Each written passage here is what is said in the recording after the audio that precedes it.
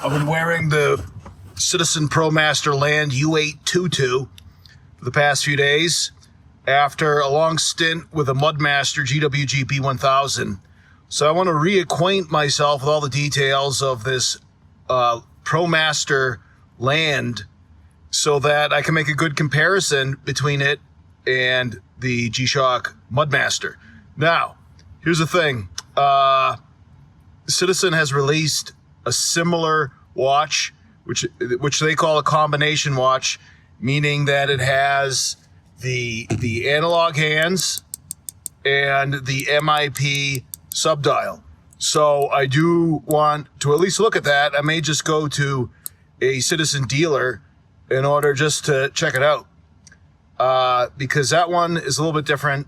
That particular watch, which I believe is called the U830, maybe the U880. I cannot actually remember, but it does not have this crown or this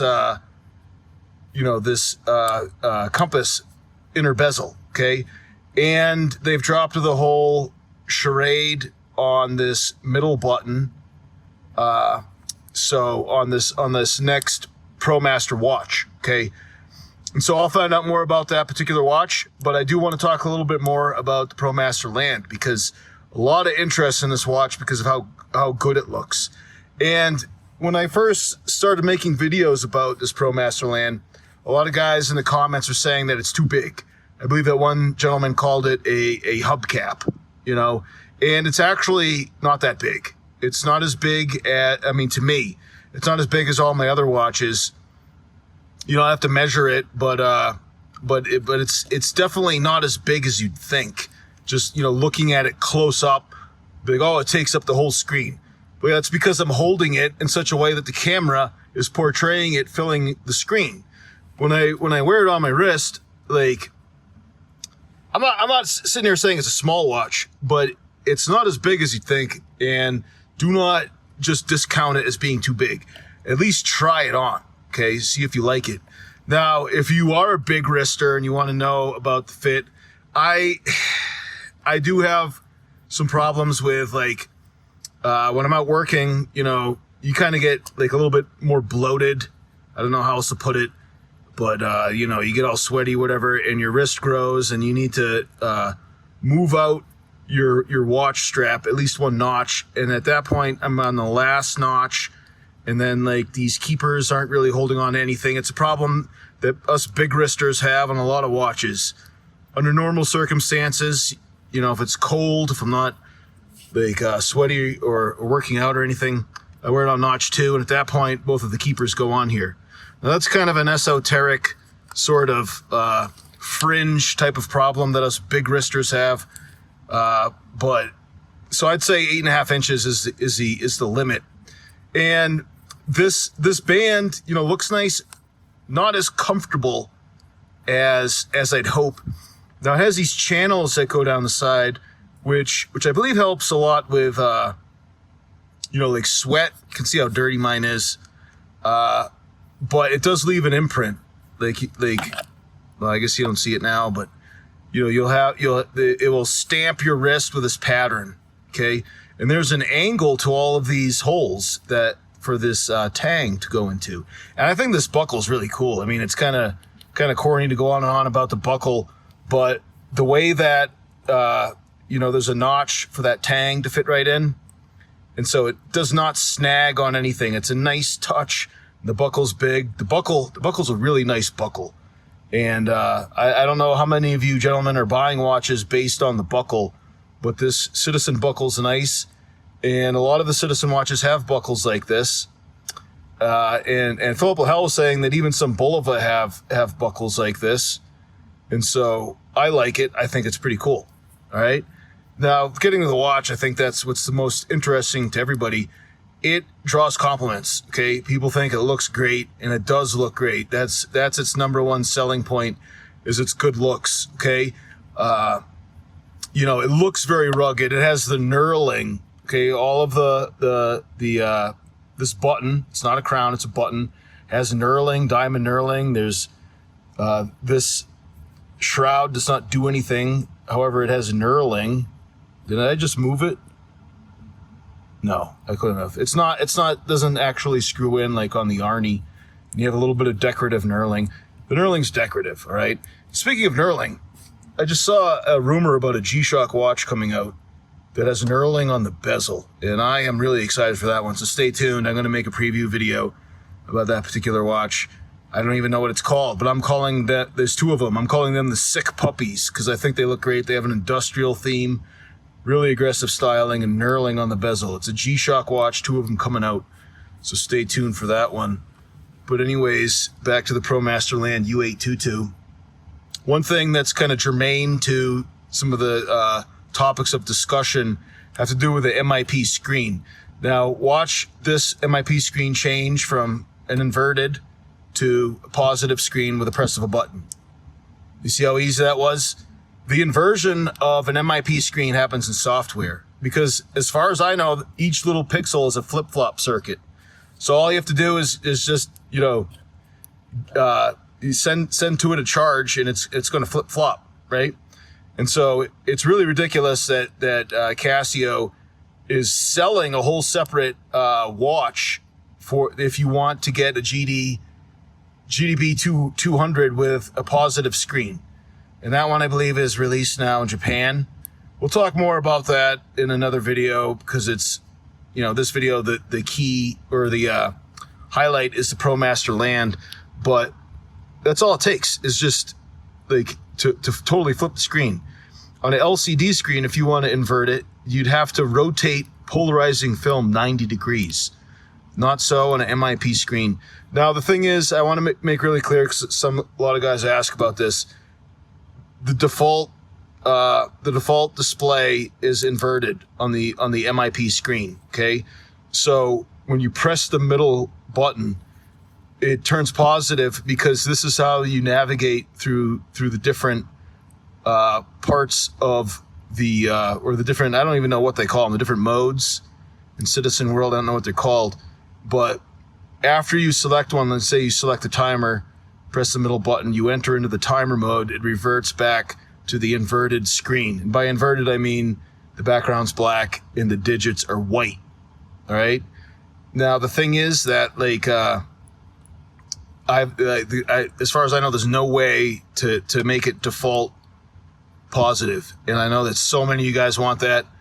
And I wish that all these watchmakers would add that, but it's just so difficult adding in one line of code that would invert the entire dot matrix of the MIP screen. That's the way they are. I don't understand it. You know, I mean, it's like, I'm looking at a lot of Garmin watches. It seems like in their software, they try to add as much as they can in, and then these other watch companies, they try and like hold back, you know, that you have to buy a completely different watch just to get a detail in software. Like, I'm ragging on G-Shock for not having a positive MIP screen. Why can't Citizen have in their menu the option to invert the screen and have the default be look like that? I don't know. It's a shame. Now, I want to draw your attention to this subdial here. I think it's really cool how snappy and how precise that hand is, which points to the function you're on. Okay, so like to navigate through the different modes, you kind of enter into the navigation with the middle button, and then using the bottom button, you can go through the different modes. So you can see how it's pointing now at the chronograph. Look how punchy it is. Now the timer, alarm, and the settings. All right, so you have to enter into the settings. Now you can go through the settings, and there's a bunch of different, you know, aspects of the watch that you can adjust. And there is something in here that when you're in the stopwatch mode, that it records all of the split times and everything, and you can output that with a QR code. And so I don't know how. Oh, maybe this is it. Well, these are the results. But there's a way, I don't know right now, but there's a way that you can get a little QR code so you can get all the information from your watch on your phone or computer or whatever. Okay. Now, both of these analog subdials perform a function when you go to the chronograph, which is pretty cool. let me see how to exit out of the settings menu. There we go. Back to the main time. So let me just go over to the chronograph, and I don't think it's not running right now. So let me reset it.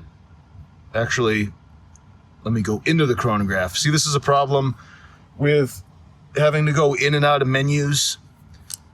Okay, now I've gone into the chronograph, and the screen is a standard inverted screen. Okay, so let me. Okay, that's a start-stop button. It's running, all right? You don't see anything happening. Let me reset it. So this bottom button's the reset. All right, so we're in the chronograph mode. The second hand is pointing to 12 o'clock position. The right subdial is pointing to the 12 o'clock position, and then this left subdial is pointing to the 6 o'clock position. So when I start the stopwatch, it's running. Okay, now the seconds hand, the analog seconds hand, is ticking away the seconds. The right subdial will tick away the minutes, and then the left subdial will tick away the hours. Okay, and now what about the fractions of a second? Stop the stopwatch. And which button is that again? I can't even remember. All right, and now it's displaying what it was counting. Okay, I've been telling Casio to do that on their MIP watches. They have not figured that out yet. I'm glad that Citizen has.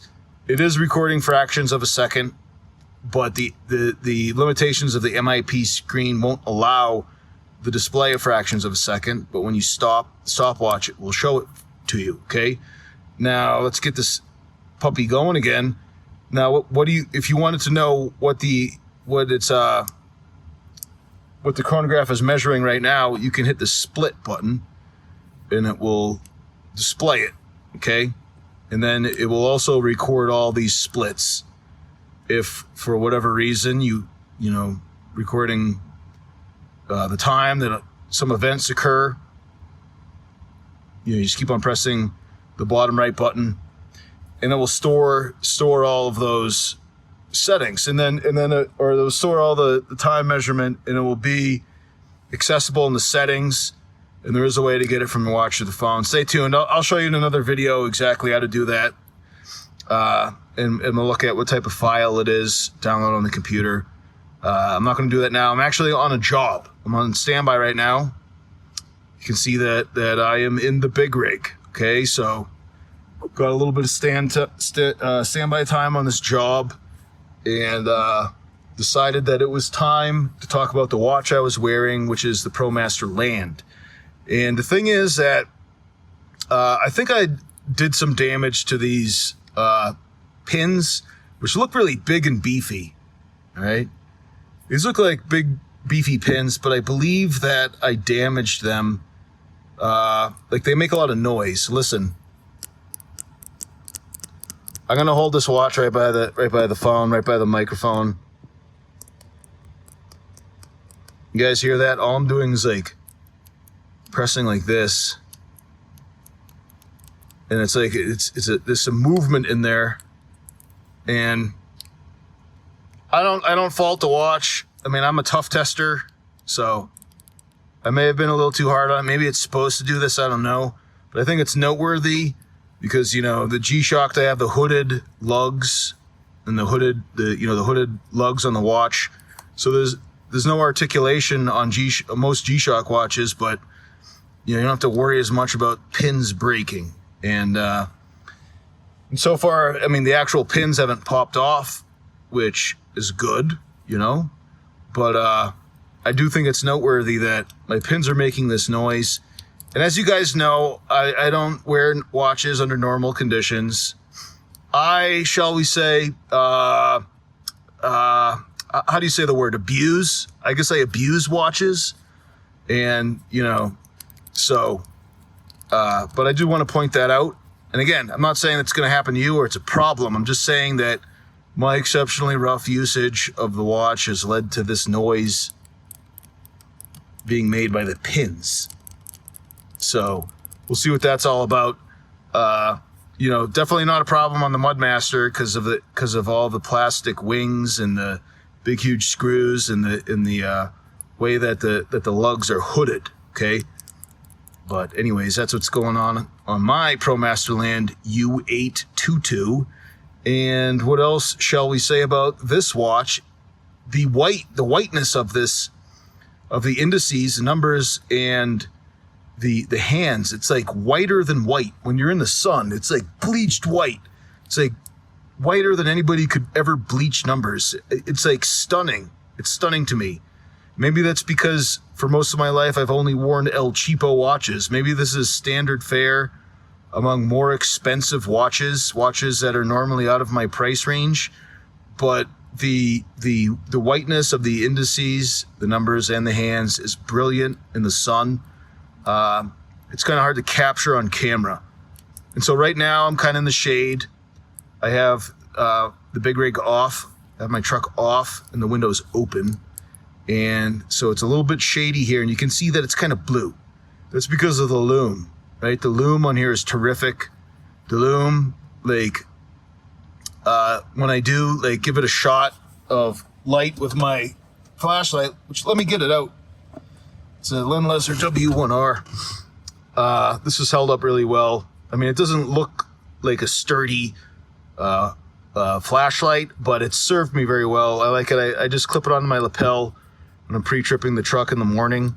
Just got enough light to see, and you can clip it on your hat. It doesn't stay that well on the hard hat, but on a regular ball cap, it stays pretty well and articulates in all different directions, and these are magnets. So I'll just leave a link for the Lenleser W1R in the comments, just because I think it's such a cool flashlight, and there's like a power level indicator. And so it's more durable than you'd think just looking at it, you know? It's a German designed flashlight. I believe it's a German company. And I've been happy with their products, particularly this one, the W1R. It's rechargeable USB-C. All right.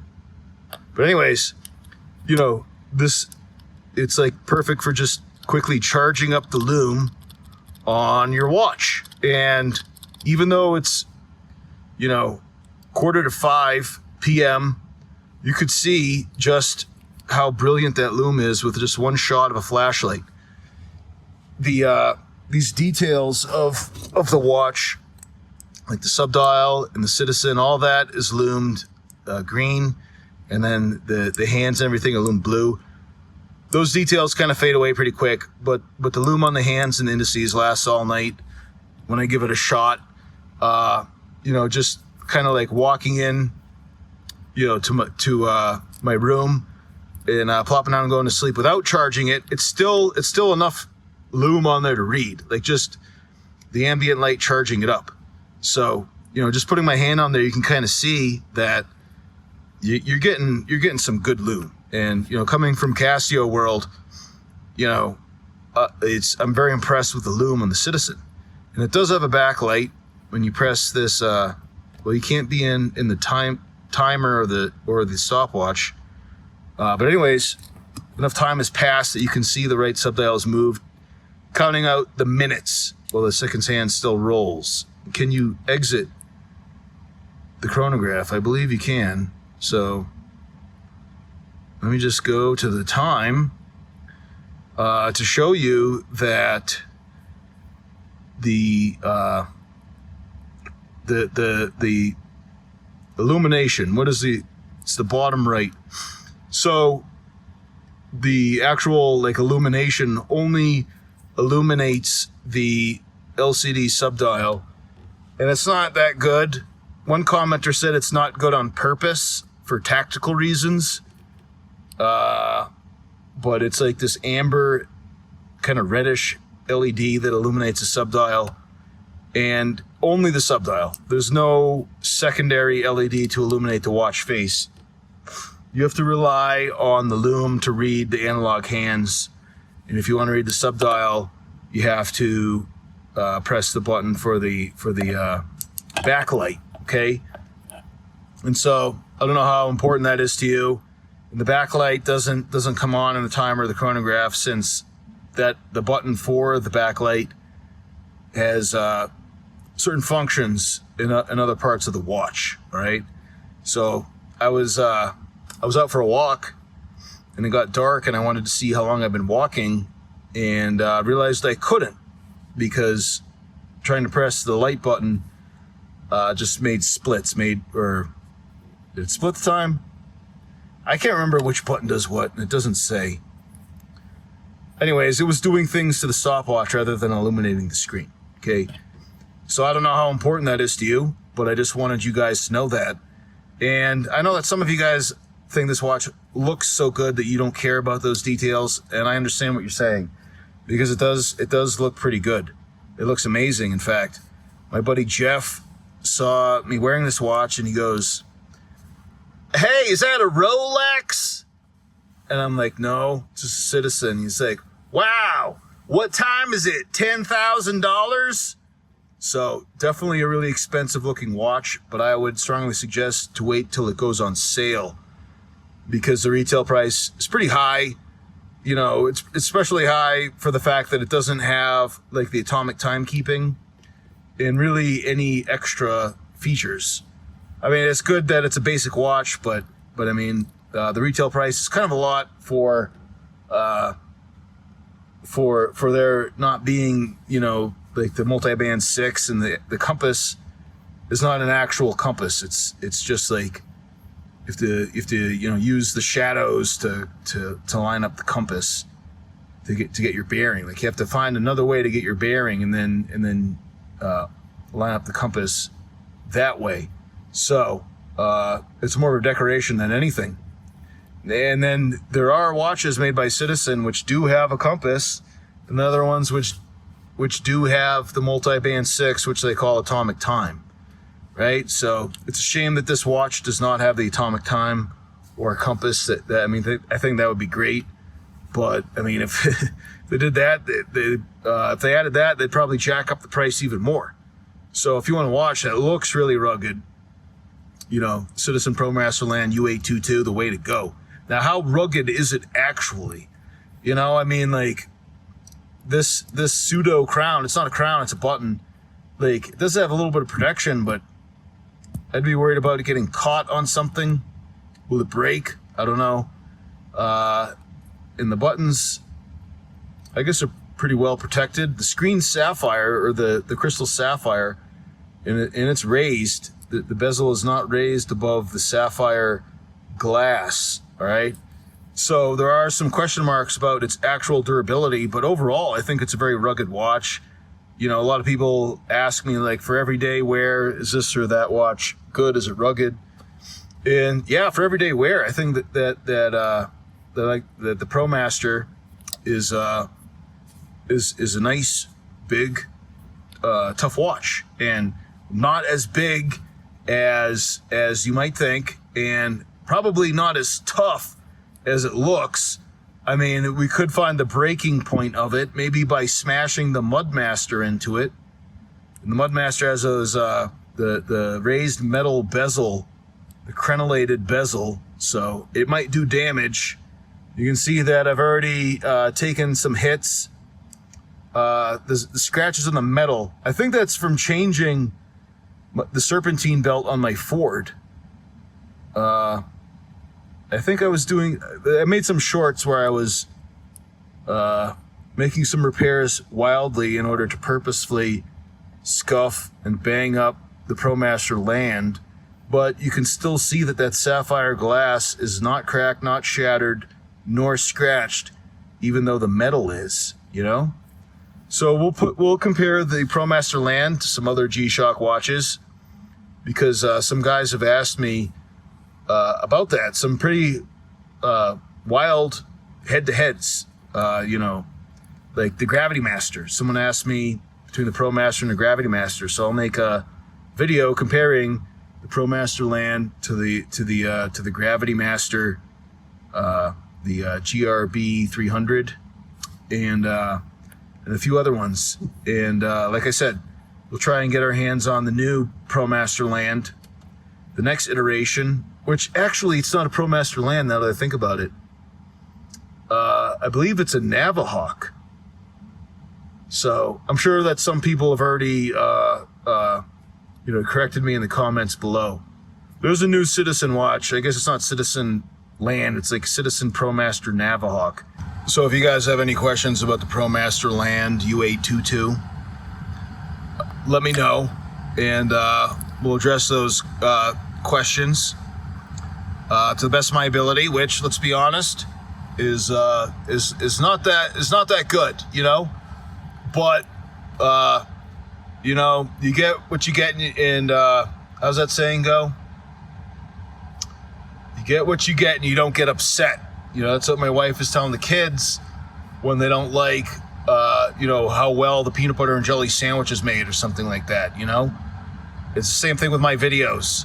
I mean, it's just, you know, the best I can do, which honestly isn't that good. Who's kidding who? But anyways, I do appreciate all you guys watching and commenting and all the subscribers. And I never ask anybody to subscribe. I think it just raises the bar way too high for me. And I don't want to get anybody's expectations too high, okay? I just tell people, here's what's coming down the pipeline. It's up to you what you want to do, but I do appreciate all you gentlemen for hanging in there and you know, comments, even the bad comments. Some people are absolute menace, trying to figure out how to like politely like ban them for life, such as Turd Ferguson, one of them. Wow.